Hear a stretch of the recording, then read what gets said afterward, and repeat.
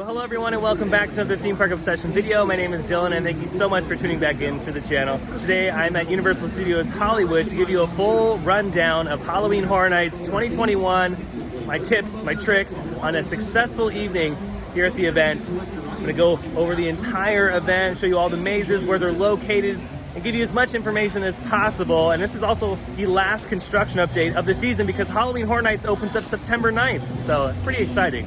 So without further ado, how about you and I dive right in?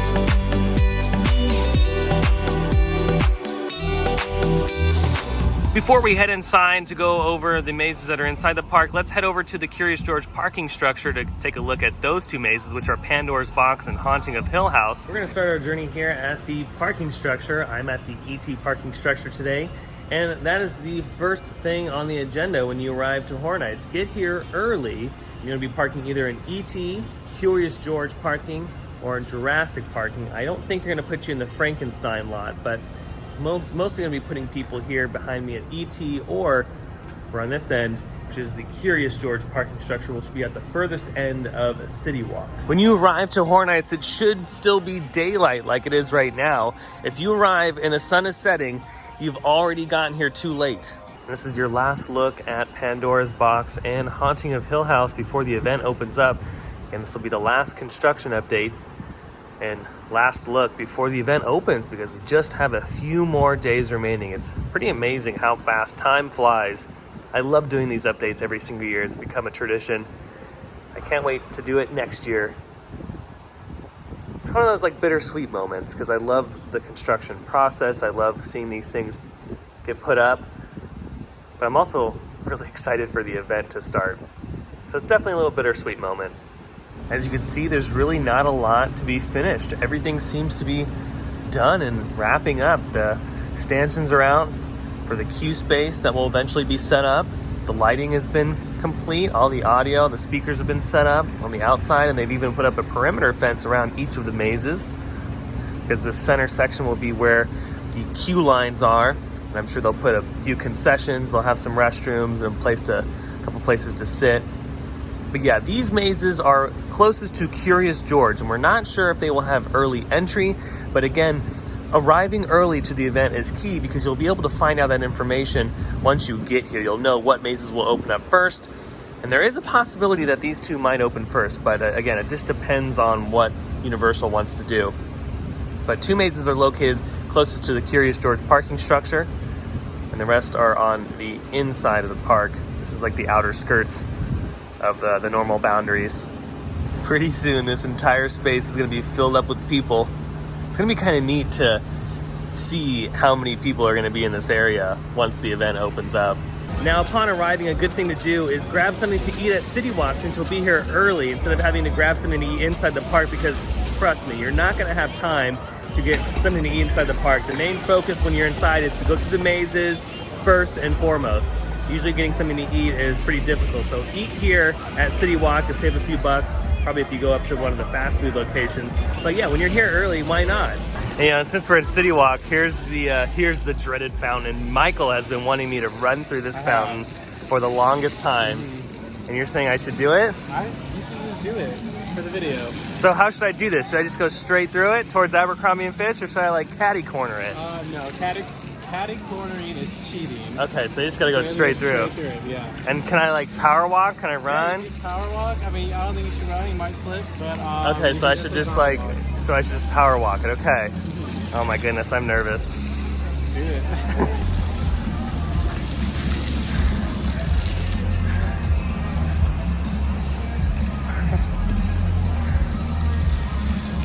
Well, he got lucky.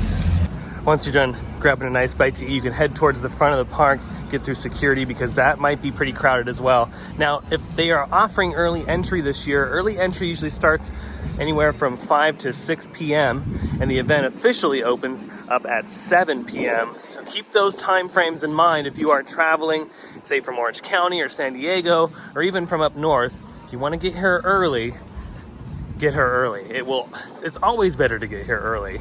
You know, I used to work Halloween Horror Nights, and I've done it for 8 years, and I cannot count how many times I used to see people still coming into the park at like 8 or 9 o'clock. You don't want to do that. You want to be in the park already by 7 p.m. You want to be here at early entry. That way you can start knocking out some of the mazes, because the lines do get very long, especially on the weekends. Now that you've had some food and you've gone through security, this is where you'll enter Halloween Horror Nights 2021. Now, if you have a multi-night ticket and you have early entry and all that fun stuff, there might be separate entrances for you. They might have separate entrances just for regular ticket holders. So keep that in mind when you're here. Oh, and look at this. They're getting ready. We are in the process of dressing our park for Universal's Halloween Horror Nights. During your visit, please be aware that you may see graphic props and sets from horror films. Upon entering the park, yeah, they got some intelligent lighting all installed. They have strobe lights and whatnot. Oh yes, we're inching closer. As far as decorations though, there isn't any decorations when you walk in the park, but maybe as we get a little deeper into the street over here, we might see a couple little decorations. Now, right when you walk in the park, you're gonna be met with your very first scare zone of the event, and that's Chainsaw Rangers, which is a bunch of crazed lunatics running around, of course, with chainsaws, being all scary and spooky. That was the first thing you're gonna see when you walk in, and it bleeds into another scare zone called Demon City. That's right when you get to the animation studio store and to those iconic fire towers that we know and love from Halloween Horror Nights. A 1-2 punch for sure, but a great way to start out the event. But midway through each of those scare zones, there is your first Halloween Horror Nights maze, and it's located at Waterworld. And this is the first maze on the list. It's Halloween 4. It's making a comeback this year, and it's in the same spot as it was last time it was at the event, which is really exciting. Super stoked to see what this one looks like on the inside and to see if they've made any changes from the last iteration. But Michael Myers is going to be living here at Waterworld. Maybe on his off time, he'll be cruising around on the jet skis, getting some practice for the next show. Again, not sure on early entry for this attraction. Again, you'll know all that information when you get here to the event. They'll let you know which mazes have early entry and which ones don't. In years past, this one hasn't had early entry. This one opens up at 7 o'clock. So just keep that in mind when you're here wanting to go through Halloween. You might want to do the other mazes, maybe Haunting of Hill House if that opens up, or maybe downstairs at the lower lot for Exorcist and the Texas Chainsaw Massacre. And like I was saying earlier, this is Demon City. This is the last half of the scare zone up here in the front, closest to the Universal Plaza. You have to make your way through this scare zone to get to the other mazes located the rest of the park. But we got the decorations, the scary demon creatures. Look at this. This guy, oh yeah, he didn't end up getting express pass, and this is what happened. That's how long he was waiting in line. And we got the Dante's bar over here. We have the bouncer out front with the other security guard. Yeah, it looks great up here. This is fun. And yeah, these will be the fire towers, so you'll have a bunch of flamethrowers up at the top there. Now, beelining it towards the left, if you're looking at the Universal Plaza, this is where you'll find Walking Dead and the Bride of Frankenstein Lives. And it looks like they have the marquee signs all set up and ready to go. The truss system, at least. The sign will come later. That's for Bride of Frankenstein Lives, and this is for Walking Dead. And remember, the entrance to Walking Dead is just right around the corner here. This is where you'll enter this maze. This is the exit to Walking Dead. And then the entrance to Bride of Frankenstein Lives is probably going to be located somewhere around over here. And you'll enter the maze right there at the Parisian Courtyard. Now, I don't know if this section of the park is going to be open. This is where Secret Life of Pets and Minion Mayhem is located. And typically in years past, they don't keep this area open. They kind of keep the little kid rides closed during the event. So just keep that in mind too. If you want to go on Secret Life of Pets, I wouldn't really count on it for Halloween Horror Nights 2021, but I could be wrong. And here's the entrance of Bride of Frankenstein Lives. This is another Halloween Horror Nights maze. This one is brand new for 2021. They did it in Orlando last year, and it is coming back to Orlando this year. But here in Hollywood, it is making an appearance. This one I'm really looking forward to because this is one of the classic Universal monster mazes, and they've been doing a couple of these in years past. So it's nice to see them continuing the classic Universal monster theme. Now, this maze is a newer maze, like I was saying, so I suggest coming to this one first or Haunting of Hill House, because those two mazes are going to be the new attractions this year. All the other attractions are returning, so people have seen them before. But if it's your first time visiting, definitely hit up Bride of Frankenstein and Haunting of Hill House first, because those lines are probably going to be very long compared to the other attractions in the park. And then here in the plaza, it looks like they're going to be doing something. I don't think they've announced what this is yet, but it looks like they're doing a Dios de los Muertos event over here, which is really exciting. So I wonder where they're going to put the queue space for Bride of Frankenstein. So hello, But yeah, it looks like we got some vignettes around the corner here so you can take photos, and we got some food set up over here. This might be a little cool place, or maybe it might be some music in this area too. Now here on French Street, this is another scare zone, but I believe it only you only have access to it coming out of the Bride of Frankenstein Lives maze, and this scare zone is called Universal Classic Monsters Scream Queens. I always get that one mixed up. It's a very, for some reason it's the most difficult for me to remember, but it's another classic Universal Monster themed scare zone. It's right here on French Street. Yeah, you exit Bride of Frankenstein Lives and it bleeds right into here. But yeah, I don't think you're gonna be able to access this scare zone from this side towards the Plaza. But those are the only scare zones that are gonna be available at Halloween Horror Nights 2021. All right, now making your way towards this section of the park closest to Simpsons, you're not gonna find much going on as far as HHN scariness. It's just gonna look like this. Now, we don't know if Harry Potter is going to be open for the event. It might be closed like in years past.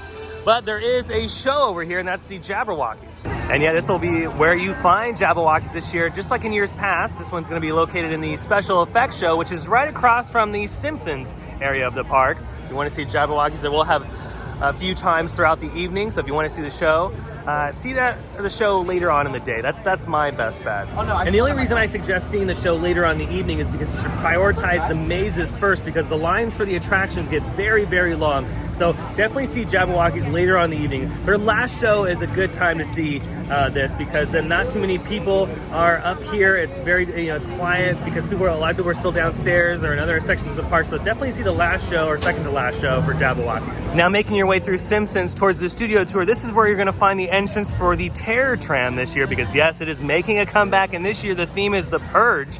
A lot of people do love The Purge, and they're throwing all that fun stuff on the studio tour this year. Again, this is the entrance for the regular Terror Tram and the Express Pass if you have that ticket option. Alrighty, that's pretty much everything in the upper lot. We have a maze at Waterworld, which is Halloween 4. We have the Bride of Frankenstein Lives at the Parisian Courtyard. We have 2 scare zones, actually 3 scare zones. We have the ones up front and the one on French Street. We have the Jabberwockeez at the special effects stage. And then we have the Terror Tram, which is located right next to Simpsons over here. Now downstairs at the lower lot, you'll find 2 more mazes, and of course the Revenge of the Mummy and Jurassic World, as well as Transformers. All right, we've made it downstairs to the lower lot. Again, home to Revenge of the Mummy, Transformers the ride in 3D, and of course the Jurassic World River Adventure over there. Now these 3 attractions will be open for HHN 2021, but again, I strongly suggest skipping the attractions and doing the haunted houses first and foremost, because the thing is the rides stay here all year. The haunted houses don't. So you want to see the mazes if you can. Prioritize the mazes 1000%. And downstairs here, the lower lot, you're going to find 2 mazes. The Exorcist, which will be located in the soundstage right next to Transformers, and the Texas Chainsaw Massacre, which is based off of the original movie, and that one is right behind Revenge of the Mummy, and the entrance to that maze will be to the right of Transformers. They're super easy to find, and the exit for Texas Chainsaw Massacre brings you right back into the lower lot right here. So if you do want to go on an attraction before you head back upstairs, it's super convenient. Now they also have this set up. This is not a maze, but it is a food location for Halloween Horror Nights 2021. Very similar to what they're doing in Orlando. You're gonna be able to get some good old-fashioned barbecue. And as you can see, it's themed to Texas Chainsaw Massacre, so I'm sure they'll have a bunch of amazing food options here.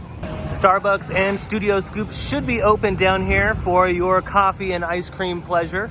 And the good old Panda Express should be open as well. A little bit closer to Transformers here, like I said, on the left-hand side will be the entrance to Exorcist, which is this stand right here, right next to the all-new Super Nintendo World. I'll have an update on that at a later date. And then off to the right of Transformers, down this section over here, maybe we can, oh yeah, they have it up. But this will be the entrance to Texas Chainsaw Massacre. Now, I'm not entirely sure how you're gonna get to Haunting of Hill House or Pandora's Box, but I would assume it's somewhere in the upper lot. So just keep that in mind. You will not be able to access those mazes down here in the lower lot. You're only gonna be able to access them upstairs in the upper lot. So yeah, that was pretty much Halloween Horror Nights 2021. That is the entire rundown. There's a total of 7 mazes this year, including The Walking Dead. So 6 built from the ground up, 7 including Walking Dead. We have 3 scare zones, 2 right behind me here in the front, and then 1 on French Street, and then all of the other festivities that come along with Halloween Horror Nights, the food, and of course the rides and the entertainment like Jabberwockeez. Remember to buy your tickets now, because you don't want to risk the event selling out on the day you want to go, which this year, especially since we didn't get Halloween Horror Nights last year, the event will probably sell out. So buy your tickets now in advance. I'll leave the link down below in the description for where you can get those tickets. It's on the Universal Studios website, or you can go to HalloweenHorrorNights.com and they'll have the tickets available there. I also suggest front of the line pass if you want to do just only one night of Halloween Horror Nights. Yeah, get a front of the line pass, because if you're coming out a Saturday or a Sunday, maybe even a Friday, it's going to get a little busy. So front of the line, if you can take that in consideration, definitely do. Thursdays are going to be your best bet as far as low crowds. Those days probably won't sell out as much. And then when we get near the run, near the end of the run, when they do a couple additional days, yeah, Thursdays are going to be your best bet. So if you want to come without the big massive crowds, Thursday is where it's at.